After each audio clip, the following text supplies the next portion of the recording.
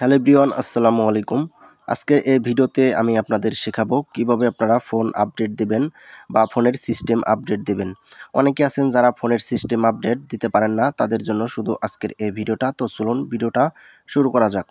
তো প্রথমে আপনি ফোনের সিস্টেম আপডেট দেওয়ার জন্য আপনারা চলে যাবেন ফোনের সেটিংস অপশনে। তো ফোনের সেটিংস অপশনে চলে যাওয়ার পরে একটু নিচে আসবেন। একটু নিচে আসলে এখানে আপনারা দেখতে খুঁজে পাবেন সিস্টেম আপডেট। তো এখানে কিন্তু আপনারা সিস্টেম আপগ্রেড বা সিস্টেম আপডেট লেখা দেখতে পারবেন। তো আপনারা যদি এই সিস্টেম আপডেট যদি লেখা যদি না পান, তাহলে আপনারা উপরে সার্চ বক্স রয়েছে, সার্চ বক্সে একটা টাচ করবেন। তো এখানে লিখবেন সিস্টেম। তো এখানে যদি আপনারা সিস্টেম লিখে সার্চ করেন, তাহলে কিন্তু সেই সিস্টেম অপশনটা কিন্তু এখানে চলে আসবে। তো আমি এখান থেকে সিস্টেম আপডেটে চলে যাব। তো সিস্টেম আপডেটে চলে যাওয়ার পরে এখানে একটু লোডিং হবে, চেকিং ফর আপডেট হচ্ছে।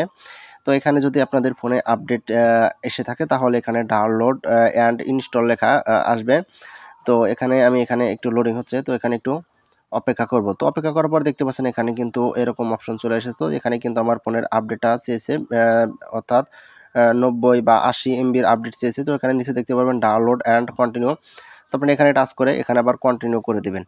তো এখানে যদি আপনারা কন্টিনিউ করে দেন, তাহলে কিন্তু আপনার ফোনের আপডেটটা কিন্তু হবে। তো এখানে দেখতে পাচ্ছেন এখানে কিন্তু পার্সেন্ট লেখা আছে। তো এই দেখতে 2% হয়ে গেছে। তো তারপর কিন্তু আপনার ফোনটা অটোমেটিক অফ অন হবে। তো এভাবে কিন্তু আপনার ফোনটা আপডেট হয়ে যাবে।